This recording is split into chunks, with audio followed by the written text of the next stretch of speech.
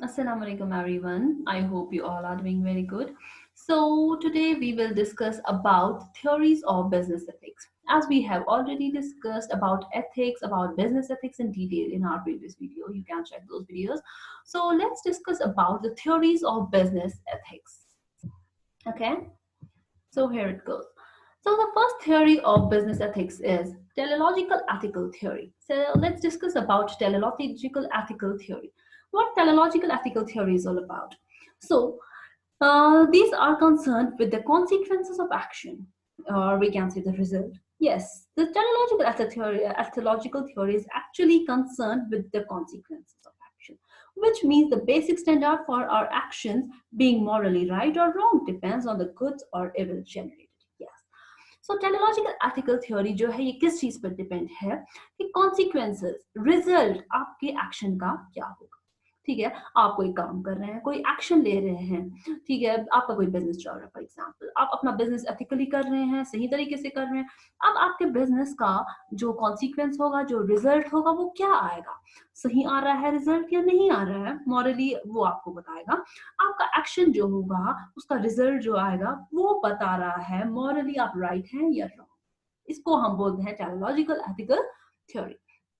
ठीक है, सो जो टेक्नोलॉजिकल एथिकल थ्योरी है वो इस चीज पर डिपेंड है। ठीक है, DEPEND डिपेंड है इस चीज पर कि आपके एक्शन की वजह से क्या कॉन्सिक्वेंसेस आ रहे हैं, क्या रिजल्ट आ रहा है। मैं फॉर एग्जांपल मैं अभी ऑनलाइन क्लास दे रही हूँ यहाँ, ठीक है, MBA स्टूडेंट्स को।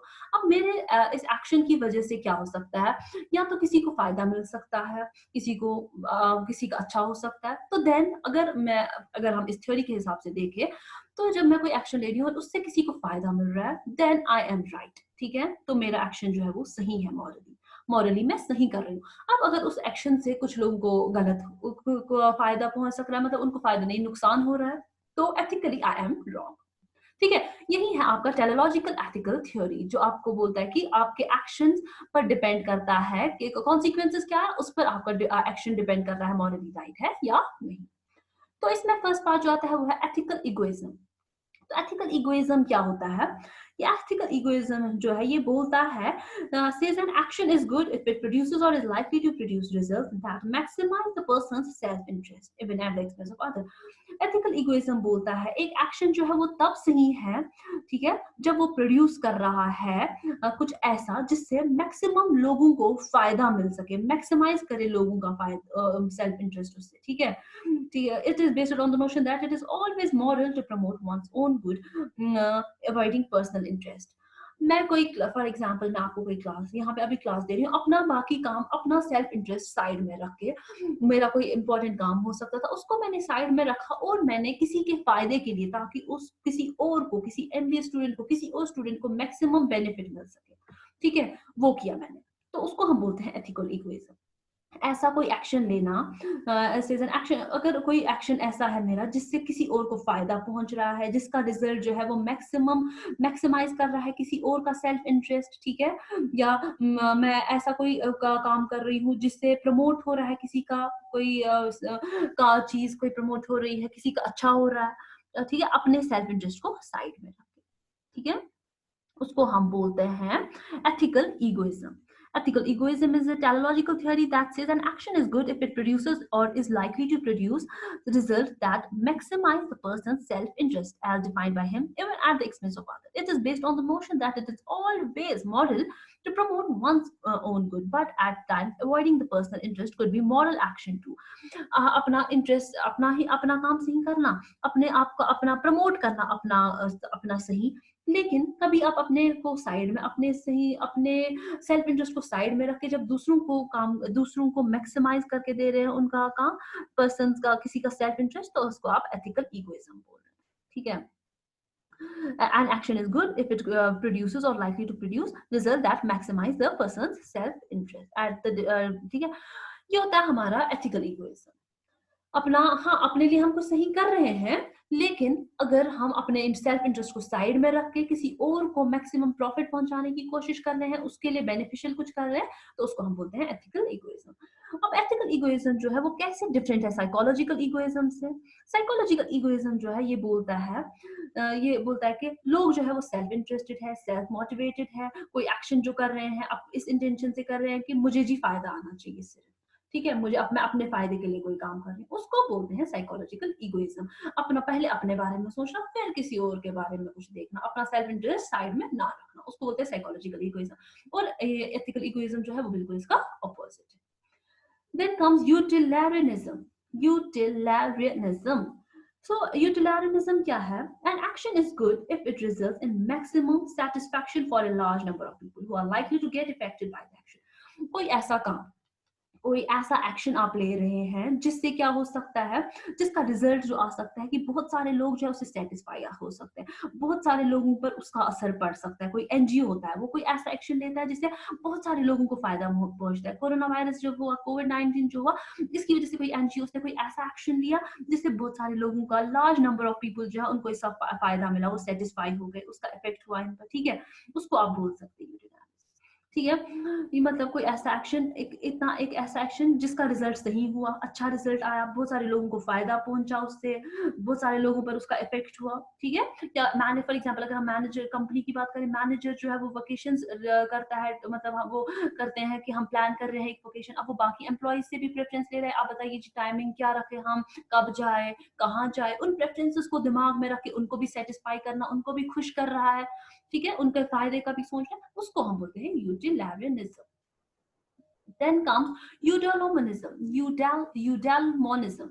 Eudaimonism जो है ये क्या बोलता है? An action is good if it results in the fulfillment of goal along with the welfare of human beings. ये एक एक्शन जो है वो तब सही है, तब वो अच्छा है जब उससे क्या होगा, कोई फुलफिल होगा, कोई गोल भी, और साथ में लोगों को भी फायदा मिलेगा। मैं क्लास दे रही हूँ यहाँ, मेरा कोई गोल है, मेरा कोई अपना मोटिव है, मुझे खुद भी सीखना है, कुछ और भी करना है इससे, ठीक है, तो वो गोल भी मेरा फुलफिल हो रहा है और साथ में किसी और को फायदा भी पहुंच रहा है, उसको हम बोलेंगे। अगर मेरे इस एक्शन से ऐसा हो रहा है, दोनों चीजें, गोल मेरा गोल और किसी और का फायदा भी आ रहा है, तो वो सही एक्शन है। In other words, we can say the actions are said to be fruitful if it promotes or tends to promote the fulfillment of goals related to human nature and happiness. ठीक है, for example manager जो है वो क्या कर रहा है, वो एम्प्लॉयज को ट्रेनिंग दे रहा है, उनको कुछ सिखा रहा है, उनकी नॉलेज बढ़ा रहा है, एक तो काम भी हो रहा है, गोल भी हो रहा है अचीव, और साथ में एम्प्लॉयज भी खुश, उनके वेलफेयर के लिए भी कोई काम हो रहा है, ठीक है। ये था टेलीलॉजिकल एथिकल थ्योरीज। तो टेलीलॉजिकल एथिकल थ्योरीज में हमने देखा पहले एथिकल इगोइज्म, आप अपने काम अपना भी सोचते हैं लेकिन प्रायोरिटी बाकियों को दे रहे हैं, ऐसा कुछ एक्शन करने, अपना सेल्फ इंटरेस्ट साइड में रख के बाकियों के फायदे के लिए कुछ कर रहे हैं। Then comes utilitarianism. यूटिलिटेरियनिज्म ने हमें क्या बोला कि जब आप क्या करते हैं, एक एक्शन जो है उसका रिजल्ट अगर मैक्सिमम लोगों को सेटिस्फाई कर रहा है, खुश कर रहा है, उनके फायदे के लिए है, तो वो सही एक्शन है। देन एड्यूमोलिनिज्म। एड्यूमोलिनिज्म हमें क्या बोलता है, जब आपका गोल भी फुलफिल हो रहा है और सोशल वेलफेयर भी, लोगों को भी वेलफेयर, ह्यूमन वेलफेयर भी हो रहा है, तो उसको कहते हैं एड्यूमोलिनिज्म, ठीक है। अब हम देखते हैं हमारी दूसरी थ्योरी क्या बोलती है। डियोनोलॉजिकल एथिकल थ्योरीज। डियोनोलॉजिकल एथिकल थ्योरी क्या है? सो डियोनोलॉजिकल एथिकल थ्योरीज जो है ये हमें बोलता है कि states that an action are morally right independent of their consequences। जैसे कि हमें इस वाली थ्योरी ने बोला था टेलीलॉजिकल एथिकल थ्योरी, जैसा कि इसने बोला था कि एक्शन सही है या नहीं है वो किस पर डिपेंड करता है कि रिजल्ट क्या आया, कॉन्सिक्वेंसेस क्या आया, अगर ऐसा रिजल्ट आया तो आपका रिएक्शन सही है, अगर ऐसा हुआ एक्शन गलत है। लेकिन डियोनोलॉजिकल एथिकल थ्योरी जो है वो इस चीज पर बेस्ड नहीं है। ये हमें बोलता है कि ऐसा नहीं है कि आपके एक्शन आपको बोलेंगे कि ये सही है कि ये गलत, ऐसा नहीं है, ये इंडिपेंडेंट है उस चीज से। इसमें पहला आता है negative and positive right theory. Negative theory क्या बोलता है हमें? नेगेटिव राइट थ्योरी बोलता है an action is right if it protects the individual from harm और unwarranted interference from other people.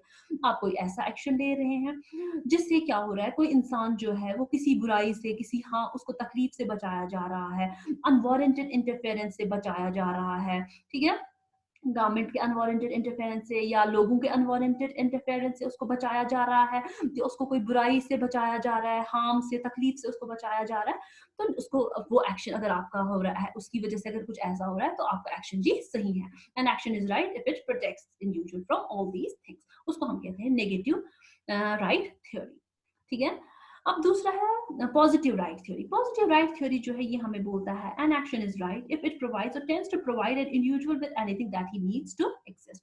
अगर आपके किसी एक्शन की वजह से किसी इंसान के पास वो चीजें आ रही हैं जो उसको चाहिए, जो उसके उसके पास होनी चाहिए, जो उसके लिए जरूरी है, फॉर एग्जाम्पल हेल्थ केयर, आपकी किसी एक्शन की वजह से किसी को वो प्रोवाइड हो रहा है, तो आपका एक्शन जो है पॉजिटिव राइट थ्योरी है। ठीक है। Negative right theory and positive right theory हमें ये बोलता है। Then comes social contractual theory. Social contractual theory हमें क्या बोलता है? This theory states that people contract with each other, है ना, to abide by the moral political obligation towards the society. लोग जो है वो आपस में एक दूसरे से मिलते हैं, जैसा कि एक कॉन्ट्रैक्ट बनाया जाता है कि हम सोसाइटी में क्या होता है कि कोई एक कॉन्ट्रैक्ट चलता है, उसी हिसाब से लोगों को चलना पड़ता है। People contract with each other, abide by so moral and obligation, so political obligation towards the society in which they live. कुछ जहाँ पे हम रहते हैं, जिस सोसाइटी में हम रहते हैं, वहाँ के कुछ लॉज होते हैं, उनको हमें फॉलो करना पड़ता है, कुछ पॉलिटिकल ऑब्लिगेशंस होती है। ये थ्योरी एक्चुअली जो है ये इस चीज पर बेस्ड है कि अगर कहीं पर ऑर्डर नहीं होगा, लॉ नहीं होगा जिस सोसाइटी में, तो वहाँ लोगों को अनलिमिटेड फ्रीडम मिलेगी, कुछ भी करेंगे, ऐसी हरकतें, मर्डर्स होंगे, अलग अलग किस्म की चीजें होंगी, सो वॉर्स होंगी। ठीक है। तो उसका सिचुएशन, ऐसी सिचुएशन जो है उसका ओवरकम भी गलत ही आएगा। सो लोग जो है वो एक दूसरे के साथ एग्रीमेंट बनाते हैं ताकि एक ऐसा एग्रीमेंट बनाए जिससे इन चीजों पे एक फ्रीडम जो है, लिमिटेड फ्रीडम मिल सके, सेफ गार्ड हो सके राइट एक दूसरे के, तो उसको हम बोलते हैं सोशल कंट्रैक्चुअल थ्योरी। दस देयर विल बी, है ना, अगर ऐसा नहीं होगा तो एंडलेस वॉर्स होंगी एक दूसरे के साथ। अगर and in order to overcome such situation, people enter into an agreement with each other to give up some of their freedom and accept the obligation to respect and safeguard the rights of others. So thus, an individual gains the civil rights and constitute the social benefit that he is entitled to the extent he fulfills his due obligation towards the society.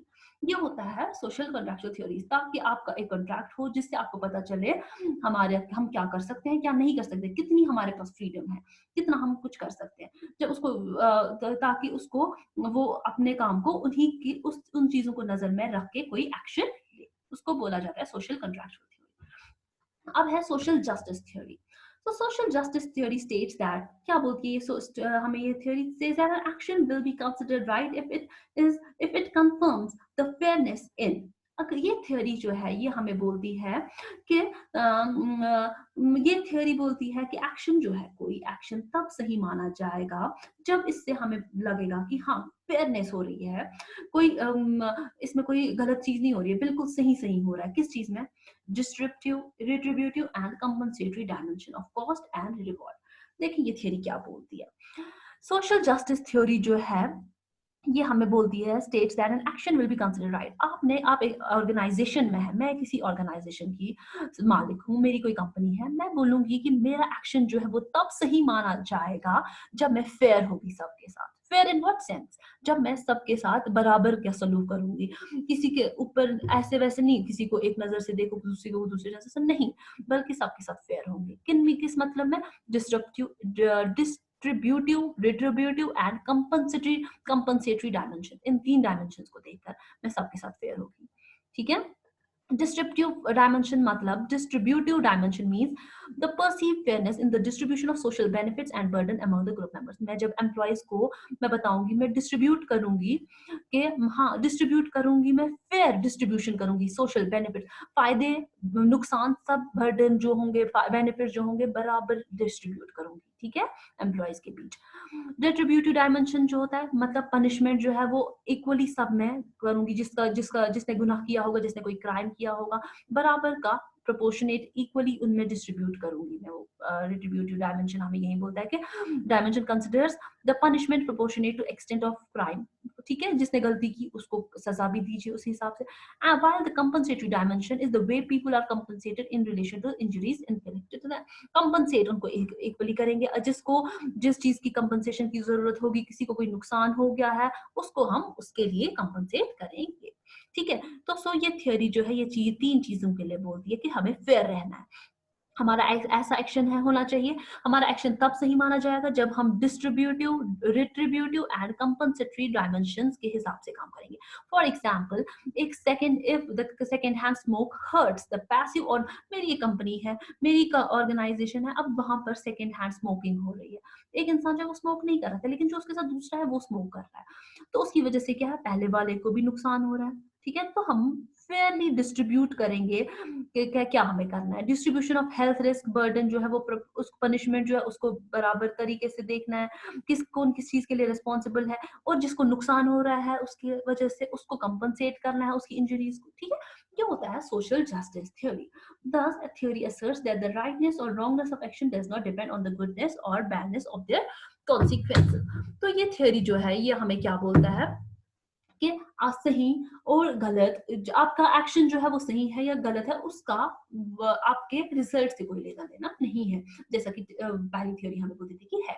इसमें हमने देखा negative, positive right theory, then social contractual theory and then social justice theory. I hope ये आपको समझ आया होगा इंशाल्लाह अच्छे से।